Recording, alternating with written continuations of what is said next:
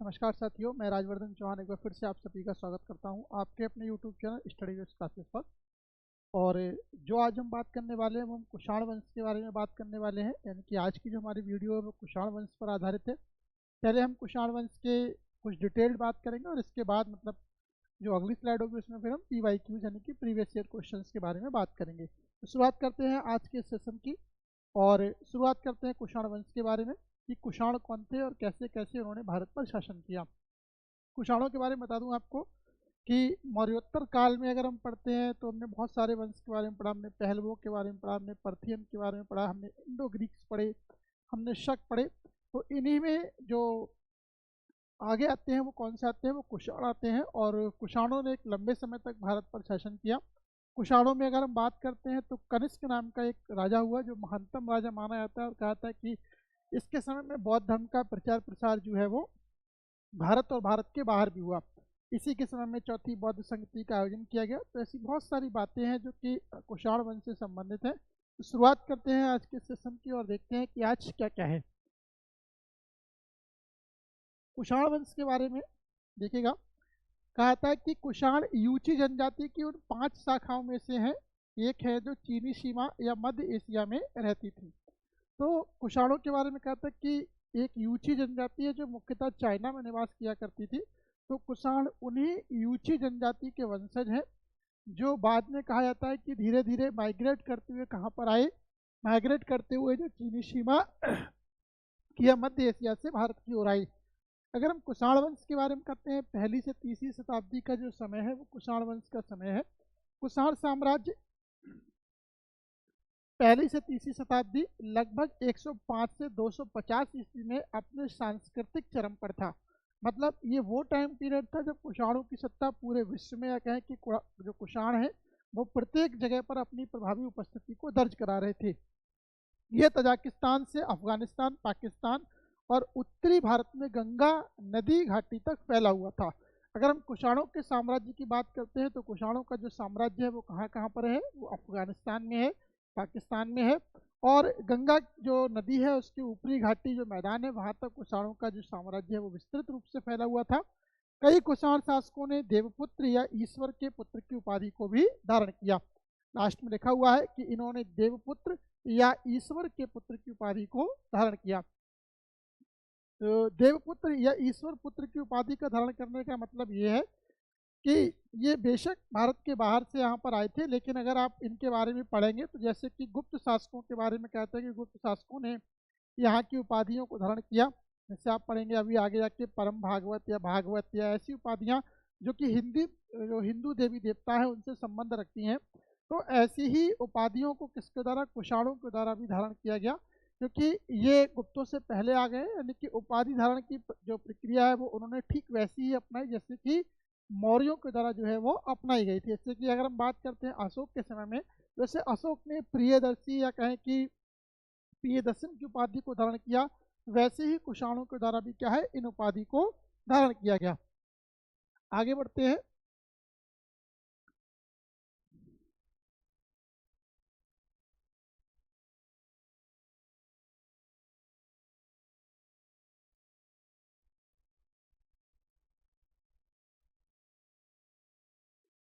कुजुल कटफिशिस। कुजुल कटफिशिस कौन था? कुजुल कटफिशिस के बारे में कहता है कि ये कुषाण साम्राज्य का संस्थापक था और इसी के द्वारा जो क्या है, कुषाण वंश की नींव को रखा गया। लिखा हुआ है उसने कुषाण साम्राज्य की नींव रखी और बाद में उसके वंशजों ने क्या है उसका तेजी से प्रचार प्रसार किया। कहें कि कुजुल कटफिशिस के द्वारा जो साम्राज्य स्थापित किया गया था वो धीरे धीरे क्या है, बड़ी तेजी के साथ आगे की ओर बढ़ा। अगर हम बात करते हैं कुजुल कटफिशिस के बारे में तो उन्होंने महान राजा या राजाओं के राजा की उपाधि को भी धारण किया। क्वेश्चन अक्सर पूछा जाता है कि कुजुल कटफिशिस ने कौन सी उपाधि को धारण किया, तो उन्होंने राजाओं के राजा या महान राजा जैसी उपाधियों को धारण किया था। ठीक है जी, आगे बढ़ते हैं। उसने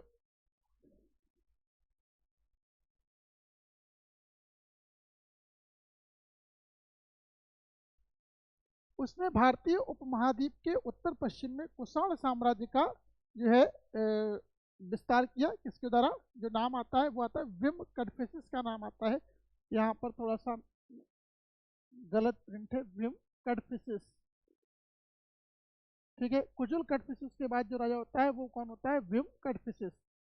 ये नाम होना चाहिए था, वहां पर नहीं है। तो विम कडफिसेस, जो कि कुषाण सत्ता का भारत में वास्तविक संस्थापक भी बोला जाता है। ठीक है, अगला नाम है रबातक शिलालेख के अनुसार वह कुषाण वंश का तीसरा शासक था। यानी कि एक शिलालेख है जिसका नाम है रबातक शिलालेख। इसके अनुसार कुषाण वंश का तीसरा शासक कौन है? इसके अनुसार तीसरा जो शासक है वो कौन है? विम कडफिसेस है। उसने अफगानिस्तान और उत्तर पश्चिम भारत में अपनी विजय के द्वारा कुषाण क्षेत्र को जोड़ा था। यानी कि अफगानिस्तान और उत्तर पश्चिम का जो भारत है वो किसके द्वारा जोड़ा गया? वो किम विम कडफिसेस के द्वारा कुषाणों के साम्राज्य में जोड़ा गया। या कहें कि अफगानिस्तान या उत्तर पश्चिम के भारत को कुषाणों के साम्राज्य में जोड़ने वाला जो राजा हुआ वो कौन सा हुआ? विम कडफिसेस हुआ। अगर हम बात करते हैं तांबे और चांदी के सिक्कों के बारे में, तो तांबे और चांदी के सिक्के जो कि भारत में पहले से चले आ रहे थे, इसके अलावा कुषाणों के द्वारा भारत में किसके? शुद्ध सोने के सिक्के। शुद्ध सोने के सिक्के किसके द्वारा जारी किए गए? तो कुषाणों के द्वारा भारत में शुद्ध सोने के सिक्के जारी किए गए। और इन शुद्ध सोने के सिक्कों को जारी करने का जो श्रेय आता है वो किसके लिए आता है? वो विम कडफिसेस के लिए आता है, जो कि कुषाण वंश का तीसरा शासक था। ठीक है, अगली स्लाइड में बढ़ते हैं। विम कडफिसेस के बाद अगर हम बात करते हैं तो कनिष्क आता है, कनिष्क प्रथम। और यह रबातक शिलालेख कहता है कि वह भीम कडफिसेस का उत्तराधिकारी था। उन्हें द्वितीय अशोक के नाम से भी जाना जाता है। बहुत ही इंपॉर्टेंट नाम है, ये कई बार पूछा जाता है कि द्वितीय अशोक किसे कहा जाता है? तो द्वितीय अशोक कनिष्क को कहा जाता है। जिस प्रकार कनिष्क ने बौद्ध धर्म का प्रचार प्रसार बड़ी तेजी के साथ किया, ठीक वैसा ही प्रचार प्रसार जो है बौद्ध धर्म का कनिष्क के समय में हुआ। अगर आप भगवान बुद्ध को पढ़ेंगे तो उनके द्वारा कहा गया है कि उन्होंने कहा था कि जो है 400 वर्ष के पश्चात जो है कनिष्क नाम का, या कहें कि एक महान राजा होगा जिसके समय में क्या है? बौद्ध धर्म का प्रचार प्रसार होगा। ऐसी भविष्यवाणी बुद्ध के द्वारा अपने जीवन काल में ही की गई थी और कनिष्क ने उस भविष्यवाणी को सिद्ध किया। उसकी दो राजधानियां थी, पुरुषपुर यानी कि पेशावर और मथुरा। क्वेश्चन पूछा जाता है कि कुषाणों की राजधानी कहाँ कहाँ पर थी? तो कुषाणों की जो पहली राजधानी थी वो पुरुषपुर में थी, लेकिन बाद में कनिष्क के समय में ये राजधानी कहाँ पर आ गई? मथुरा में। यानी कि अब कुषाणों की दो राजधानी हो गई, पुरुषपुर यानी कि पेशावर पाकिस्तान, और दूसरी जो राजधानी है वो कहाँ पर है? मथुरा यानी कि उत्तर प्रदेश में। ठीक है, तो उनकी दो राजधानियां हैं, नंबर 1 पुरुषपुर, नंबर 2 मथुरा। उनके शासनकाल में कुषाण साम्राज्य उज्बेकिस्तान, तजाकिस्तान से लेकर मथुरा और कश्मीर तक फैला हुआ था। कहाँ कहाँ तक? उज्बेकिस्तान, तजाकिस्तान, मथुरा और कश्मीर तक फैला हुआ था। अगर हम बात करते हैं शक संवत के बारे में तो 78 ईस्वी में शक संवत की शुरुआत करने वाला कौन था?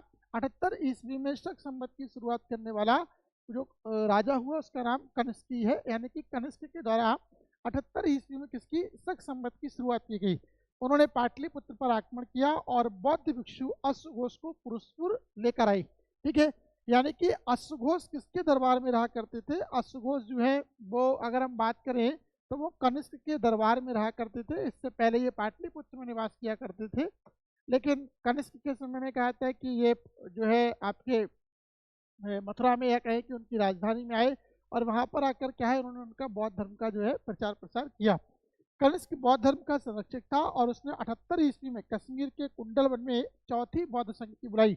और इसी बौद्ध संगति की अध्यक्षता जो है अगर आप पढ़ेंगे कि वसुमित्र उसके अध्यक्ष और अश्वघोष को उसका उपाध्यक्ष चुना गया। ये चौथी बौद्ध संगति ऐसी बौद्ध संगति थी जिसमें पहली बार किसी अध्यक्ष के अतिरिक्त उपाध्यक्ष का भी चयन किया गया। तो इसमें जो पूछा गया है कि कनिष्क बौद्ध धर्म का संरक्षक और 78 ईस्वी में कश्मीर के कुंडल वन में चौथी बौद्ध संगति का आयोजन करने वाला राजा कौन था? तो कश्मीर के कुंडल वन में चौथी बौद्ध संगति का राजा करने वाले आयोजन करने वाले जो राजा हुए वो कौन हुए? कनिष्क हुए। चलिए आगे बढ़ते हैं। कनिष्क के दरबार में रहने वाले विद्वानों की यदि हम बात करते हैं तो वसुमित्र, अश्वघोष, नागार्जुन, चरक, सुश्रुत और पार्श जैसे राजा हैं वो उसके दरबार में रहा करते थे। इन अगर विद्वानों के बारे में बात करते हैं तो सभी अपने अपने समय में जो है महानतम राजा थे। अश्वघोष के बारे में कहा जाता है कि ये तत्कालीन समय में अगर आप पढ़ेंगे तो नालंदा के प्रसिद्ध आचार्यों में इनकी गिनती हुआ करती थी। बौद्ध धर्म का एक महान विद्वान, ठीक है, इसी के द्वारा यदि आप पढ़ेंगे तो जो है अभिधम पिटक जो है उसका जो है निर्माण किया गया। ठीक है, बहुत सारी चीज़ें अश्वघोष के साथ जुड़ी हुई हैं।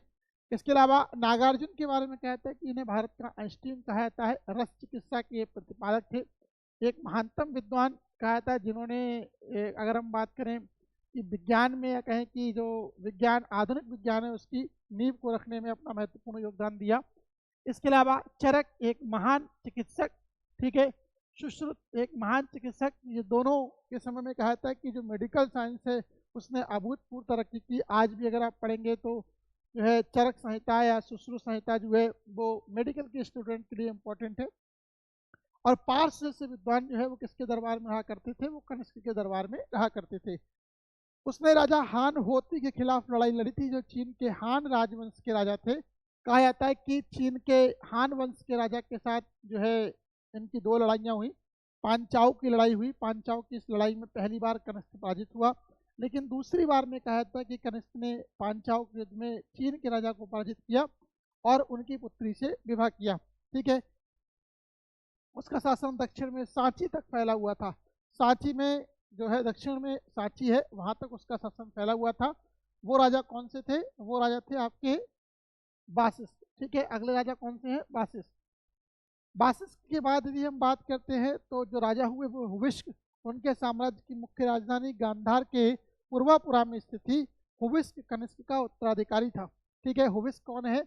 हुविस्क कनिष्क के उत्तराधिकारी। कनिष्क के उत्तराधिकारी कौन है? हुविस्क हुए। और उनके समय में जो है कहा जाता है कि बौद्ध धर्म का भी प्रचार प्रसार हुआ। ये आप चित्र देख रहे हैं जो कि बौद्ध धर्म से संबंधित है। भगवान बुद्ध बैठे हुए हैं, उनके साइड में जो है बौद्ध धर्म के अनुयायी और उनके शिष्य दिखाई दे रहे हैं। वासुदेव प्रथम के बारे में कहता है कि यह अंतिम महान कुषाण शासक था। वासुदेव कौन था? अंतिम महान कुषाण शासक था। उसके शासन का अंत उत्तर पश्चिमी भारत तक सासानियों के आक्रमण के साथ हुआ। यानी कि उत्तर पश्चिम में जब सासानियों ने आक्रमण किया तो फिर क्या है, कनिष्क के शासन का अंत प्रारंभ हो गया, या कहें कि उनके वंशजों का जो शासन है वो उसका अंत प्रारंभ हो गया। प्रशासन के बारे में यदि हम बात करते हैं कनिष्क के, या कहें कि जो कुषाण वंश का प्रशासन है उसके बारे में यदि हम बात करते हैं तो मध्य एशिया से बिहार तक और कश्मीर से सिंध तक इनका शासन है जो फैला हुआ है। उसकी सीमा कहाँ से? मध्य एशिया से बिहार और कश्मीर से लेकर सिंध तक है। ठीक है जी, यह संभवतः 3 स्तरों केंद्रीय, प्रांतीय और स्थानीय स्तरों में विभाजित था। यानी कि अगर हम कुषाणों के शासन व्यवस्था को देखते हैं तो इसके 3 स्तर हैं, जो है सेंट्रल स्तर पर यानी कि केंद्रीय स्तर पर, नंबर 2 प्रांतीय स्तर पर और नंबर 3 स्थानीय स्तर पर। ठीक है, संगठित प्रशासनिक व्यवस्था थी। ऐसा लगता है कि उन्होंने साम्राज्य की विभिन्न इकाइयों के लिए क्षत्रपों और महाक्षत्रपों की नियुक्ति करके इंडो यूनानियों और पार्थिनों के पहले के मौजूदा पैटर्न का पालन किया है।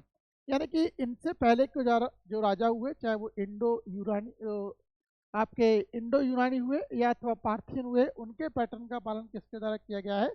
कनिष्क के द्वारा ही किया गया है, या कुषाणों के द्वारा जो है उसी व्यवस्था को अपनाया गया है जो कि इंडो यूनानी या कहें कि पार्थियनों के द्वारा अपनाई गई थी। अन्य शिलालेखों की यदि हम बात करते हैं तो प्रचलित सामंती तत्वों का संकेत देते हुए अन्य अधिकारियों को नागरिक और सैन्य दोनों कार्यों को करने का उल्लेख मिलता है, जिन्हें दंडनायक या महादंडनायक कहा गया है। ठीक है, तो ये 2 उपाधियां हैं, एक दंडनायक और एक महादंडनायक। दंडनायक और महादंडनायक, ये 2 उपाधियां हैं जो किसके लिए प्रदान की गई हैं? जो उन अधिकारियों के लिए प्रदान की गई हैं जो नागरिक और सैन्य कार्यों का संचालन करते हैं, जिससे कि नगर की जो व्यवस्था है वो समुचित रूप से चलती रहे। आगे बढ़ते हैं। शिलालेखों में 2 शब्दों का उल्लेख है, ग्रामिका और पद्रपाल। दोनों ग्राम प्रधान को दर्शाते हैं। अगर आप कुषाण शिलालेखों को देखते हैं तो वहाँ पर 2 शब्द आपको मिलेंगे। नंबर 1 है ग्रामिका, ठीक है, जिसका मतलब होता है ग्राम प्रधान, और दूसरा है पद्रपाल, जिसका मतलब क्या होता है? इसका अर्थ भी ग्राम प्रधान ही होता है। और आगे बढ़ते हैं। वह राजा का बकाया वसूल करता है और अपने क्षेत्र में अपराधों का संज्ञान लेता है। यानी कि जो ग्रामिका और पद्रपाल के जो पद हैं वो एक तरीके से राजस्व एकत्रित करने वाले भी पद हैं। ये जो अपने क्षेत्र में अपराध हो रहे हैं, जो भी घटनाएं हो रही हैं, उनका संज्ञान लेते हैं और उन समस्याओं का समाधान करने का प्रयास भी करते हैं। अगर हम बात करते हैं कुषाण शासकों के बारे में तो उन्होंने राजत्व के देवत्व की प्रचलित भारतीय और चीनी अवधारणा को स्वीकार किया। राजत्व के देवत्व की प्रचलित अवधारणा क्या कहती है कि जो राजा होता है वो देवताओं के द्वारा अपॉइंट किया गया है, या देवताओं के बाद यदि किसी का स्थान है तो वो इस धरती पर राजा का है। यानी कि जो उसकी प्रजा है वो राजा को किसके समान, अपने भगवान के समान मानती है, और राजा को भी अपनी प्रजा का जो पालन है वो भगवान की भांति ही करना चाहिए। तो ये देवत्व का सिद्धांत है जो कि कुषाणों के द्वारा पालन किया गया। उन्होंने हखामनी और बाद में छत्रपों को प्रांतीय गवर्नर के रूप में नियुक्त करने की इंडो ग्रीक और इंडो पर्थियन प्रणाली को दूसरों से लिया, जबकि सामंतवादी व्यवस्था उनकी अपनी थी। अगर हम बात करते हैं जो उनके द्वारा गवर्नर अपॉइंट किए गए, अलग अलग राज्यों में राज्यपालों की जो व्यवस्था की गई वो हखामनी और दूसरे वंशों से ग्रहण की गई थी। जबकि अगर दंडनायक और महादंडनायक के पदों की यदि हम बात करते हैं, थोड़ी देर पहले आपने पढ़ा नगर और सैन्य व्यवस्था के बारे में, जो ये व्यवस्था देखा करते थे जिन्हें हम दंडनायक और महादंडनायक बोलते हैं, ये कुषाणों के द्वारा स्वयं की विकसित की गई व्यवस्था थी। जबकि गवर्नरों का जो पद है, या कहें कि गवर्नर का जो पद है, वो कुषाणों ने किससे जो है हखामनी वंश के राजाओं से ग्रहण किया था। अगर हम शिलालेखों के द्वारा बात करते हैं तो कई शिलालेखों के द्वारा क्या है कुषाणों ने अपने आप को जो है श्रेष्ठ सिद्ध करने का प्रयास किया है, या कई शिलालेखों में अगर बात करते हैं तो जो कुषाणों के बारे में जानकारी मिलती है। अगर कुषाण शासकों द्वारा उनके शासन क्षेत्रों में जारी किए गए शिलालेखों में बैक्ट्रियन ग्रंथ शामिल हैं जो ग्रीक लिपि में लिखे गए हैं, और प्राकृत में से ब्राह्मी या खरोष्ठी लिपि में लिखा गया है। यानी कि कुषाणों के द्वारा जो लेख खुदवाए गए हैं वो 3 लिपियों में मिलते हैं। नंबर 1 लिपि कौन सी है, ग्रीक लिपि। नंबर दूसरी लिपि कौन सी है, ब्राह्मी लिपि। और नंबर 3 कौन सी है, खरोष्ठी लिपि। ठीक है, प्राकृत भाषा में है। भारत के अभिलेख की यदि हम बात करते हैं तो वो किस में है, प्राकृत भाषा में है। ग्रीक लिपि की यदि हम बात करते हैं तो जो वो अभिलेख है वो किस में है, वो आपके बैक्टीरियन या कहें कि इंडो बैक्टीरियन जो भाषा है उसमें लिखे गए हैं। ठीक है, ब्राह्मी लिपि का इन्होंने प्रयोग किया है, प्राकृत भाषा को अपनाया है। खरोष्ठी लिपि की जो है खरोष्ठी लिपि में इनके द्वारा जो है अभिलेखों को लिखा गया है। अगर हम और थोड़ा पीछे आते हैं तो सम्राट अशोक के द्वारा भी क्या है, इन्हीं लिपियों में अगर आप पढ़ेंगे, ग्रीक है, अरमाइक है, खरोष्ठी है, ब्राह्मी है, इन लिपियों में क्या है अपने अभिलेखों को खुदवाया गया है। कुषाणों ने भी, यानी कहें कि कनिष्क के द्वारा भी, खासता मूलतः कनिष्क का नाम इसलिए लिया जाता है क्योंकि कनिष्क ही सबसे महानतम राजा हुआ इस वंश का, इसलिए उसका नाम बार बार आता है। तो उनके द्वारा क्या है इन शिलालेखों को खुदवाया गया। रबातक शिलालेख जिसने कनिष्क की वंशावली को स्थापित किया, इसमें कुजल कटफिसिस, विमतक्तु यताखा और विम कटफिसिस को उनके उत्तराधिकारी के रूप में नामित किया गया था। यानी कि अगर आप पढ़ेंगे रबातक शिलालेख तो ये बताता है कनिष्क जो है, कनिष्क से सबसे पहले कुजल फुट कटफिसिस पहला राजा हुआ, उसके बाद विमतक्तु नाम का दूसरा राजा हुआ, विमतक्तु के बाद विम कटफिसिस नाम का जो है तीसरा राजा हुआ, और फिर बाद में कौन हुआ, कनिष्क हुआ। कनिष्क के बाद में यदि आप पढ़ेंगे तो जो है विष्क, वासिष्ठ इत्यादि ऐसे जो है अन्य राजा हुए, और जिन्होंने क्या है कुषाण वंश में अपना शासन स्थापित किया। और आगे बढ़ते हैं सिक्कों के बारे में। वह कुषाण सम्राट जिसके सिक्कों पर अगर आप देखेंगे वह कुषाण सम्राट विम कटफिसिस से जिन्होंने भारत में सबसे पहले शुद्ध सोने के सिक्के पेश किए। बहुत इंपॉर्टेंट क्वेश्चन है, कई बार पूछा जाता है कि भारत में सबसे पहले शुद्ध सोने के सिक्के जारी करने वाला राजा कौन हुआ, या किस वंश के द्वारा सबसे पहले भारत में सोने के सिक्के, शुद्ध सोने के सिक्के जारी किए गए। तो कुषाणों के द्वारा भारत में सबसे पहले क्या है, शुद्ध सोने के सिक्के जारी किए गए। और इन सिक्कों को जारी करने वाले जो राजा हुए वो कौन हुए, विम कटफिसिस हुए। विम कटफिसिस के द्वारा ही क्या है भारत में सबसे पहले शुद्ध सोने के सिक्कों को जारी किया गया। सिक्के का डिजाइन आमतौर पर पूर्ववर्ती ग्रीको बैक्टीरियन शासकों की यूरोपीय छवि शैली पर आधारित है, जिसमें एक तरफ देवता और दूसरी तरफ राजा होता है। थोड़ी देर पहले हम बात कर रहे थे कुषाणों के बारे में कि इन्होंने राजत्व के देवत्व सिद्धांत की प्रणाली को अपनाया, यानी कि राजा देवता के बाद दूसरा स्थान रखता है।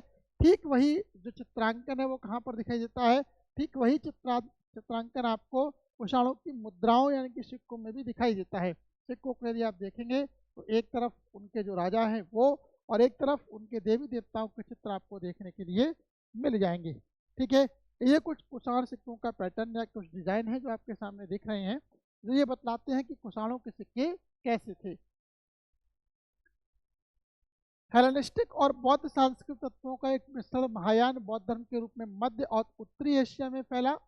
उनके पास मूल गांधारी लोक भाषा, प्राकृत बौद्ध ग्रंथ भी थे जिनका संस्कृत भाषा में अनुवाद किया गया था। ठीक है, और आगे बढ़ते हैं। पतन के बारे में यदि हम बात करते हैं कि इतना महानतम साम्राज्य कैसे विघटित हो गया या कैसे इनका समापन हुआ, तो अगर हम बात करते हैं वासुदेव प्रथम की, तो उनकी मृत्यु के पश्चात कुषाण साम्राज्य पश्चिमी और पूर्वी हिस्सों में विभाजित हो गया था। अगर हम बात करते हैं शशानित यानी कि फारस के ये लोग थे, फारसी शशानित साम्राज्य ने पश्चिमी कुषाणों यानी कि जो अफगानिस्तान में शासन किया करते थे को अपने अधीन कर लिया।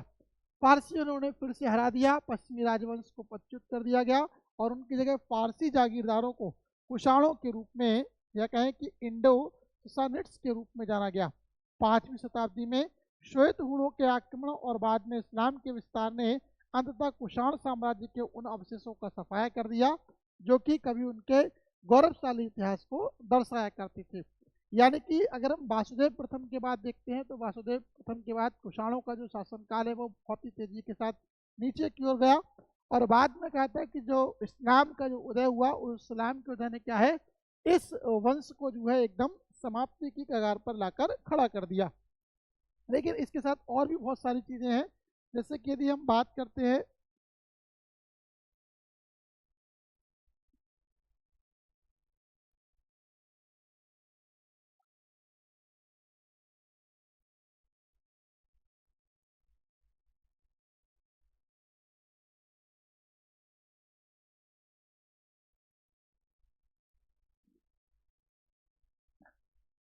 जैसे कि अगर हम बात करते हैं रेशम मार्ग के बारे में, तो रेशम मार्ग एक ऐसा मार्ग था जिस पर कुषाणों के द्वारा अधिकार स्थापित किया गया।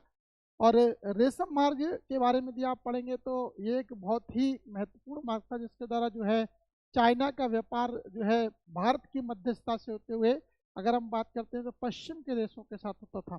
अगर आप पढ़ेंगे रेशम मार्ग के बारे में तो जब रोम के साथ कभी चाइना का ये व्यापार बहुत ही समृद्ध अवस्था में था, लेकिन जब अगर आप पढ़ेंगे कुस्तुनतुनिया पर तुर्कों का अधिकार होता है तो उस अधिकार के साथ ही क्या है ये मार्ग बंद होते हैं और नए मार्गों की खोज होती है और फिर भारत के द्वारा जो है अगर आप पढ़ेंगे तो भारत के मार्ग के द्वारा क्या है भारत की मध्यस्थता के साथ क्या है इस व्यापार की शुरुआत होती है। तो कुषाणों के द्वारा ये कहा जाता है कि रेशम मार्ग पर नियंत्रण स्थापित करने वाले सबसे पहले व्यक्ति कौन थे, वो कुषाण ही थे। इसके साथ साथ थोड़ी देर पहले ये आया भी था।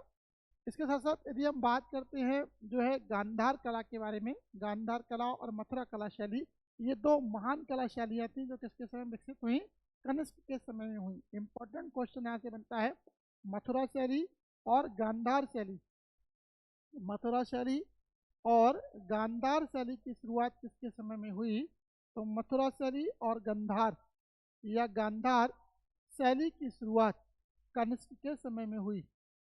शैली की शुरुआत मथुरा या गांधार की शैली की शुरुआत किसके समय में हुई, कनिष्क के समय में ही हुई।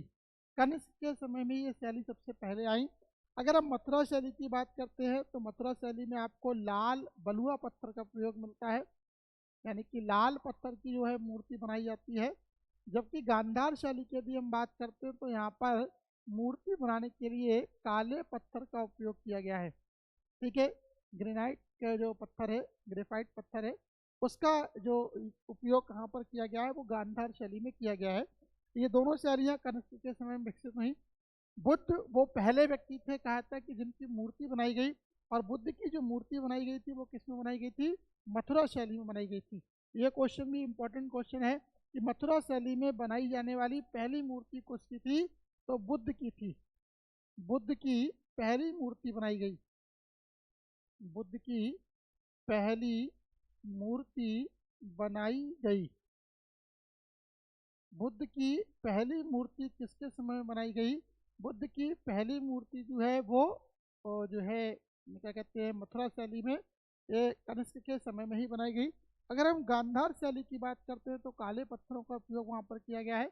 अगर हम अफगानिस्तान में जो है देखते हैं एक जगह आती है उसका नाम आता है बामियान आता है, तो ये क्वेश्चन पूछा था कि बामियान कहाँ पर है, तो बामियान कभी अफगानिस्तान में स्थित था जहाँ पर क्या था कि जो काले पत्थर पर कहें कि चट्टानों पर भगवान बुद्ध की मूर्तियाँ बनाई गई थी। और तालिबानी शासन के दौरान कहता है कि इन मूर्तियों को जो है नष्ट कर दिया गया था। ये बहुत ही महत्वपूर्ण मूर्तियाँ थी जो किसी समय में कनिष्क के समय में या कहें कि कुषाणों के समय में स्थापित की गई थी। ठीक है, तो गांधार शैली की यदि हम बात करते हैं तो बामियान जो है गांधार शैली का एक बड़ा उदाहरण है, बामियान। और ये कहाँ पर था? ये आपका अफगानिस्तान में था। तो ये बामियान कहाँ पर था? बामियान अफगानिस्तान में था। और कहा था कि इसी में जो है बुद्ध की काली मूर्तियाँ बनाई गई थी। अगर हम बात करते हैं जो है कनिष्क के बारे में, तो कनिष्क के बारे में कहा था कि इसी ने जो है सबसे पहले शक संवत की शुरुआत की। थोड़ी देर पहले आया भी था कि 78 ईस्वी में इनके द्वारा जो है शक संवत की शुरुआत की गई थी। तो एक मिनट, ये है, इन्होंने 78 ईस्वी में किसकी शुरुआत की? शक संवत की शुरुआत की थी। और इसी शक संवत पर क्या है? भारत का राष्ट्रीय पंचांग आधारित है। ये क्वेश्चन पूछा जाता है कि भारत का राष्ट्रीय पंचांग किस पर आधारित है?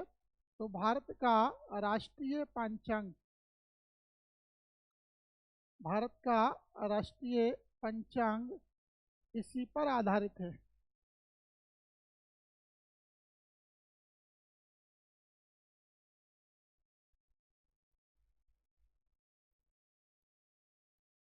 भारत का राष्ट्रीय पंचांग किस पर आधारित है? इसी पर आधारित है। और इसकी शुरुआत कब हुई थी? 78 ईस्वी में हुई थी। अगर हम जैसे वर्तमान की बात करते हैं, 2025 चल रहा है, तो 2025 में भी हम शक संवत की बात करें तो उसमें से 78 को हटा दीजिएगा, जो भी आएगा क्या आ जाएगा? वो शक संवत आ जाएगा, जिस पर हमारा कैलेंडर बनाया गया है। ठीक है, तो 78 ईस्वी में किसकी शुरुआत की गई थी? शक संवत की शुरुआत की गई थी। और ये शक संवत किसके समय में प्रारंभ जो है शुरू किया गया था? कनिष्क के समय में शुरू किया गया था। ठीक है जी, चलिए आगे बढ़ते हैं। कनिष्क के बारे में थोड़ा सा और है कि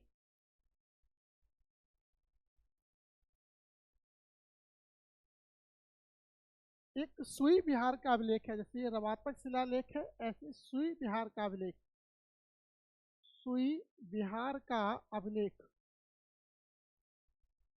सुई विहार का अभिलेख ये कहाँ पर मिला है? ये निचलू सिंध घाटी में मिला है, सुई विहार का अभिलेख। और ये कनिष्क के राज्यारोहण से संबंधित है, या कहें कि कनिष्क के राज्य के बारे में बतलाता है। और ये बतलाता है कि जो कनिष्क हैं, कनिष्क का जो शासन है वो कहाँ तक है? वो प्रमाणित होता है कि जो है उसका शासन जो है निचली सिंधु घाटी तक जो है वहाँ तक फैला हुआ है, या कहें कि जेद्दा तक उसका शासन जो है फैला हुआ है। 11वें वर्ष के उसके राज्य का ये शिलालेख है, सुई विहार का अभिलेख, जो कि कनिष्क के बारे में बतलाता है। फिर इसके बाद में एक और भी है कि जितना ये महानतम राजा था उतना ही इसका दुखद अंत हुआ। कहा था कि अत्यधिक सैनिक जो है अभियानों से दुखी होकर इसी के सैनिकों के द्वारा जो है अंत में मुकदरों से पीट कर क्या है इसकी हत्या कर दी जाती है। लेकिन वास्तव में यदि हम बात करते हैं कुषाणों के बारे में, तो कुषाणों का शासन महानतम शासन था। और उन्होंने जो है एक ऐसा शासन स्थापित किया जिसकी जितनी प्रशंसा की जाए वो कम है।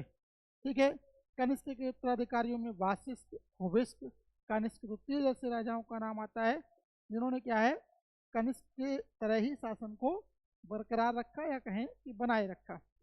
ठीक है,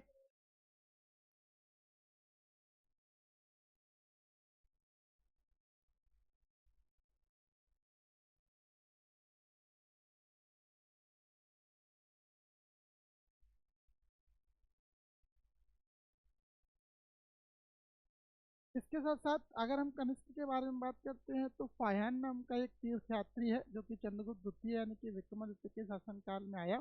और वो ये बतलाता है कि कनिष्क के द्वारा पुरुषपुर यानी कि जो पेशावर है वहाँ पर एक 400 फीट ऊंचे जो है बौद्ध स्तूप का निर्माण करवाया गया था। ठीक है, लेकिन अब ये बौद्ध स्तूप नहीं है, क्योंकि समय के साथ ये गिर गया, या कहें कि प्राकृतिक, या कहें कि एक समय अंतराल के पश्चात इसका जो है विनाश अपने आप में हो गया। लेकिन फायान अपने वातावरण में लिखता है कि उसने पुरुषपुर यानी कि पेशावर में जो है 400 फीट ऊंचे एक ऐसे बौद्ध स्तूप को देखा था जिसका निर्माण किसके द्वारा करवाया गया था? कनिष्क के द्वारा करवाया गया था। यानी कि कुषाण वंश में अगर हम बात करते हैं तो जो है बौद्ध धर्म का प्रचार प्रसार ज़्यादा हुआ। ये भी माना जाता है कि जो चौथी बौद्ध संगति हुई, चौथी बौद्ध संगति में क्या है, महायान शाखा और हीनयान शाखा, जो कि बौद्ध धर्म की दो शाखाएं हैं, इनका विभाजन हुआ। और कनिष्क के बारे में क्या था कि वह स्वयं महायान शाखा का अनुयायी था, और ये भी माना जाता है कि इसी के शासनकाल में, या कहें कि कुषाणों के शासनकाल में जो है बौद्ध धर्म भारत की भूमि से बाहर, यानी कि जो मंगोल, चीन, उत्तर कोरिया, दक्षिण कोरिया इत्यादि की सीमा तक जो है वो विस्तारित हो गया था। अशोक के समय में भी बौद्ध धर्म का प्रचार प्रसार हुआ था, लेकिन जितना प्रचार प्रसार कनिष्क के समय में हुआ उतना प्रचार प्रसार जो है वो किसी के समय में नहीं हुआ था। तो ये था हमारा कुषाण वंश और कुषाण वंश से संबंधित कुछ फैक्ट। अगली क्लास में जो हम बात करेंगे वो हम बात करेंगे जो कुषाण वंश से संबंधित क्वेश्चन है, PYQ यानी कि प्रीवियस ईयर क्वेश्चन है, उनके बारे में बात करेंगे। आज के लिए सिर्फ इतना ही, लेकिन जाने से पहले कहना चाहूँगा यदि चैनल को सब्सक्राइब नहीं किया, चैनल को सब्सक्राइब जरूर करें, बेल आइकन के बटन को जरूर दबाएं, जिससे कि नई नई वीडियोस की जानकारी आपको समय से पहुंचती रहे। यदि इस वीडियो को पसंद करते हैं तो ज़्यादा से ज़्यादा शेयर करिएगा, जिससे कि ज़्यादा से ज़्यादा लोग इसका फ़ायदा उठा सकें। यदि आपके कुछ सुझाव हैं तो कमेंट बॉक्स में अपने सुझाव भी दे सकते हैं, जिससे कि हम अपने आने वाली वीडियोज़ में जो है आपके सुझावों को शामिल कर सकें। ठीक है, आज के लिए फिलहाल इतना ही। धन्यवाद।